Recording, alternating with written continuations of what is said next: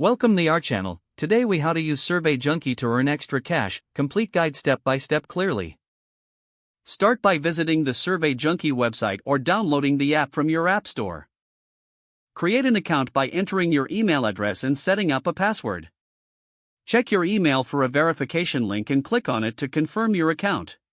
Once verified, log in to your Survey Junkie account. Complete your profile by answering a series of questions about your demographics and interests.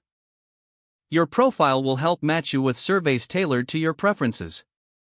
After completing your profile, browse through the available surveys on your dashboard. Each survey will show the estimated time to complete and the reward offered. Select a survey that interests you and click to start. Read the survey instructions carefully before answering any questions. Answer the questions honestly and to the best of your ability. Be aware that some surveys may screen you out based on your profile. If you are screened out, don't be discouraged, you can try other surveys. After completing a survey, your reward will be added to your account balance. You can monitor your earnings through the dashboard. Once you accumulate a minimum of $10, you can request a payout. Payouts can be received via PayPal or gift cards of your choice. Check the estimated processing time for your chosen payout method. To increase your earnings, participate in additional surveys regularly.